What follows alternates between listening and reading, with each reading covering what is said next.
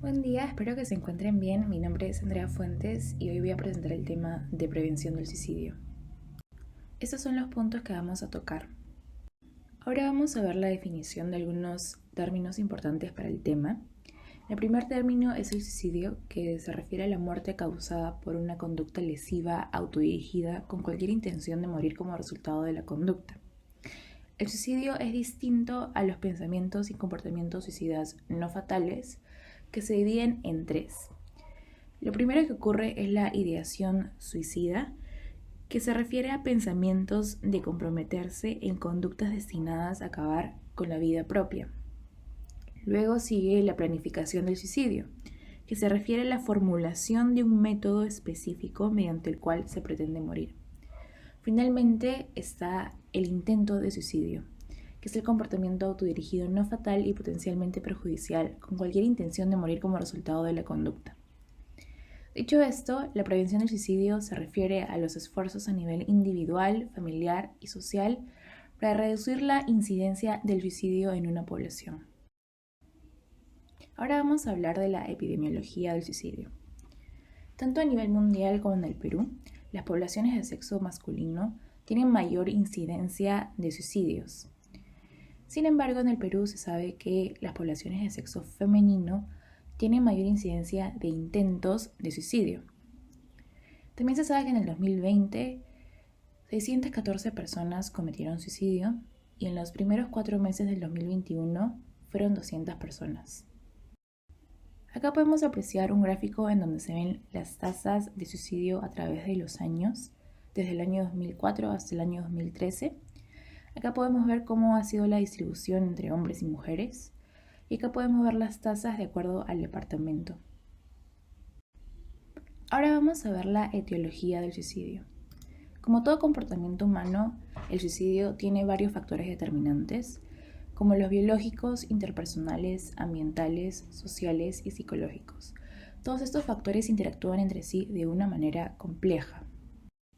Para explicar cómo una persona llega al suicidio, se han propuesto varios modelos. Uno de ellos es el modelo integrado motivacional volitivo de suicidio. En este modelo existen 3 fases: la fase premotivacional, la fase motivacional y la fase volitiva. En la fase premotivacional están los factores de fondo y acontecimientos desencadenantes. Esta fase tiene 3 componentes principales: la diátesis, el ambiente y los acontecimientos de la vida. Cuando hablamos de diátesis, hablamos de factores de vulnerabilidad biológicos, genéticos o cognitivos o diferencias individuales que incrementan el riesgo de suicidio. Por ejemplo, está la disminución en la neurotransmisión serotoninérgica en una persona. Pasando a la fase motivacional, aquí es donde empieza la ideación e intención suicida. Todo empieza con un sentimiento de derrota y humillación. Cuando el individuo perciba que de la derrota y humillación no hay una salida, se va a encontrar en un estado de atrapamiento. Ahora, para que ocurra esta transición, es importante la amenaza a los automoderadores, que van a aumentar la probabilidad o disminuir la probabilidad de que ocurra esta transición. La amenaza a los automoderadores son factores. Por ejemplo, el factor de resolución de problemas sociales, que obviamente va a ser algo positivo y va a disminuir la probabilidad de que ocurra esta transición. Cuando el individuo se encuentra en un estado de atrapamiento, va a seguir a un estado de ideación suicida e intención suicida. A esta transición van a contribuir los moderadores motivacionales, que también van a aumentar la probabilidad de que ocurra esta transición o disminuir la probabilidad de que ocurra esta transición. Los moderadores motivacionales son factores que van a jugar en contra o a favor del individuo. Por ejemplo, está el sentimiento de pertenencia o conexión a una comunidad o a un grupo de personas. También puede ser que esté el sentimiento de que uno es una carga, que obviamente va a aumentar la probabilidad de que ocurra la transición del atrapamiento a la ideación suicida e intención suicida. Luego pasamos a la fase final, que es la fase volitiva, y esta fase describe cómo de la ideación se pasa al comportamiento suicida o al intento suicida. A esta transición van a contribuir los moderadores volitivos, que también se refiere a una serie de factores. Por ejemplo, uno muy importante es el acceso a los medios por el cual se va a poder cometer el suicidio. Por ejemplo, las armas. También está el historial de suicidios, de intentos de suicidios pasado, que también es un factor muy importante. Y estos factores van a aumentar la probabilidad o disminuir la probabilidad de que ocurra esa transición. Estas líneas punteadas describen que existe una relación cíclica entre la ideación suicida y el comportamiento suicida. Como sabemos, muchas veces, una vez una persona haya tenido intentos de suicidio, es probable o está en riesgo de que vuelva a intentarlo. Acá tenemos el modelo de estrés, vulnerabilidad y desarrollo del proceso suicida desde la ideación hasta el suicidio. Este es un modelo que describe un proceso con altos y bajos, en donde veremos en el individuo dos tipos de comportamiento, el comportamiento observable y el comportamiento no observable. El proceso empieza con comportamiento no observable en forma de deseos de muerte.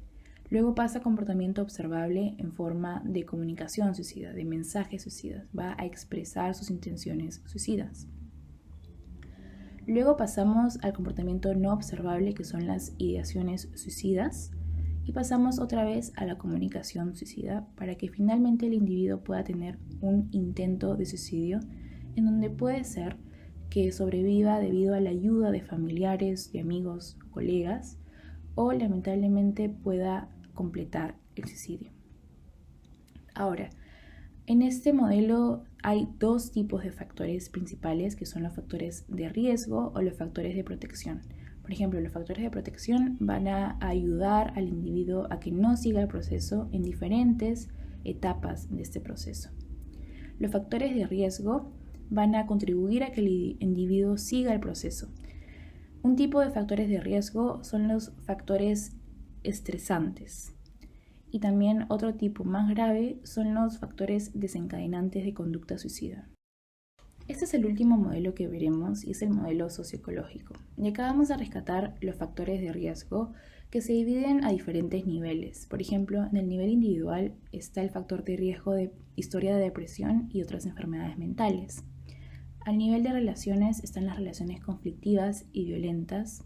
A nivel de comunidad está la conexión inadecuada con su comunidad. Y a nivel social está la disponibilidad de armas o la representación inadecuada del suicidio en los medios de comunicación. Un factor de riesgo importante es la violencia, que se puede dar en forma de abuso infantil, bullying, abuso sexual, violencia de pareja o abandono infantil. Estos, cuando se dan en la etapa de la infancia y adolescencia, van a tener efectos psicológicos que van a ocasionar de repente, décadas después, problemas económicos, familiares, laborales y estrés, y eso va a aumentar el riesgo de suicidio. Ahora veremos cómo se puede prevenir el suicidio a un nivel social. Acá en esta tabla vemos estrategias y para cada estrategia existen varias aproximaciones. La aproximación consiste en la manera específica en la que se llevará a cabo la estrategia. Las aproximaciones pueden darse mediante programas, políticas y prácticas. Por ejemplo, una estrategia importante es el fortalecimiento del apoyo económico.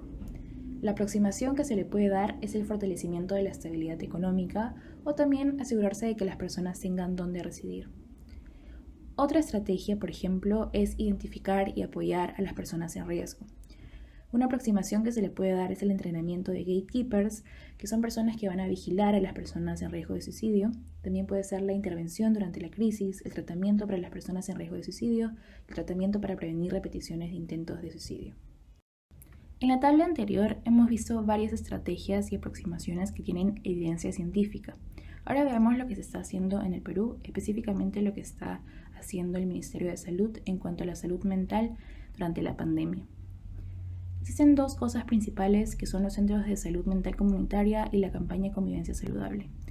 Acá están algunas funciones de los centros de salud comunitaria, pero veamos que en los centros de salud comunitaria se puede brindar todo tipo de apoyo a la salud mental de los peruanos, así que es algo que sí tiene bastante evidencia científica. Una campaña como la campaña de convivencia saludable no figura en la tabla anterior. El MINSA también tiene una línea telefónica para emergencias de salud mental. Estos son los horarios de consulta de los centros de salud mental comunitaria y algunos logros que han tenido. Acá vemos una ficha de la campaña y acá vemos los centros de salud mental en el territorio peruano. Acá vemos cómo los conocimientos en fisiopatología pueden ayudar a prevenir el suicidio.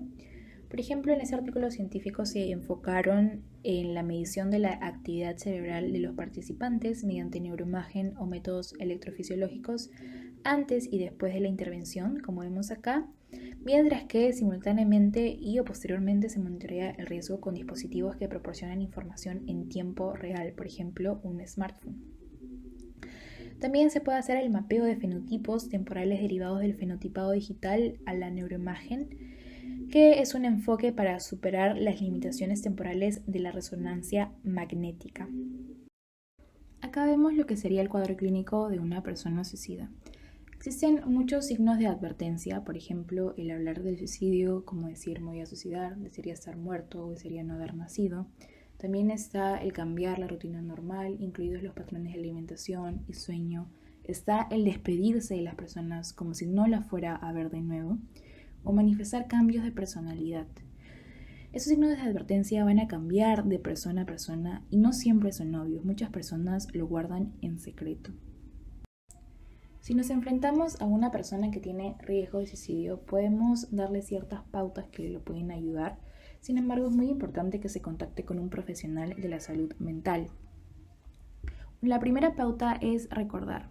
Recuerda que la depresión y la desesperanza pueden distorsionar tus percepciones y hacer que no tomes buenas decisiones. Actúa como si supieras que hay opciones además del suicidio, porque las hay, incluso si ahora mismo no las ves. Llama a alguien como tu médico o profesional de la salud mental, un amigo o amiga cercano o cercana, un familiar, alguien de tu comunidad religiosa. Puedes llamar a la línea de emergencia que hay en el Perú o al 106 o 117 para atención médica en caso de un intento de suicidio. Se recomienda elaborar un plan de seguridad con tu profesional de la salud mental que pueda seguir cuando pienses en suicidarte o estés en una crisis. Y también recuerda que tu médico o profesional de la salud mental puede recomendarte cosas que no tienes ganas de hacer, pero estas cosas se volverán más fáciles a medida que se vuelvan hábitos. Acá tenemos otras pautas, pero antes que todo lo más importante es que el paciente suicida pueda comunicarse con un profesional de la salud. Aquí tenemos varias escalas que se pueden usar en la atención primaria como un instrumento de ayuda para definir una conducta en un paciente con riesgo suicida. Sin embargo, estas escalas no reemplazan la entrevista psiquiátrica. En este artículo se destacaron los roles de estas dos escalas, que son las más importantes, y por ejemplo acá tenemos a esta última escala. Ahora veamos el artículo de investigación. Este artículo se llama Factores asociados a ideación suicida en pacientes de un hospital de Perú y me pareció un artículo destacado porque no hay mucha investigación en este tema en el Perú. El objetivo es determinar los factores asociados a ideación suicida en pacientes atendidos en un hospital de nivel de atención 3-2 de Perú. Acá tenemos una tabla con todas las cifras de los resultados más importantes.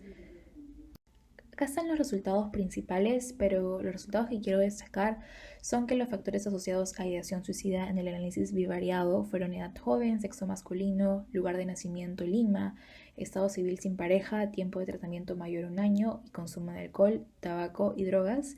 Y en el análisis multivariado solo se asoció el consumo de drogas. Ahora vamos con la primera pregunta. Paciente que acude por intento de suicidio tras dejar a su novio. Tenía problemas con el consumo de alcohol. ¿Qué tipo de personalidad tiene? La personalidad es adictiva. ¿Por qué? Porque el paciente cambia la adicción a la novia por la adicción al alcohol, pero siempre sigue con una adicción, con algo que lo sostenga. Si no tiene algo que lo sostenga, siente que no puede vivir. Por eso de repente se dio el intento de suicidio. Ahora, segunda pregunta. Mejor terapia para evitar el suicidio. Es la terapia familiar. ¿Por qué? Porque la familia es el ente de soporte social o la red social de apoyo a la persona. Si la familia está estable, el paciente también va a estar estable. Acá tenemos la bibliografía. Muchas gracias por su atención.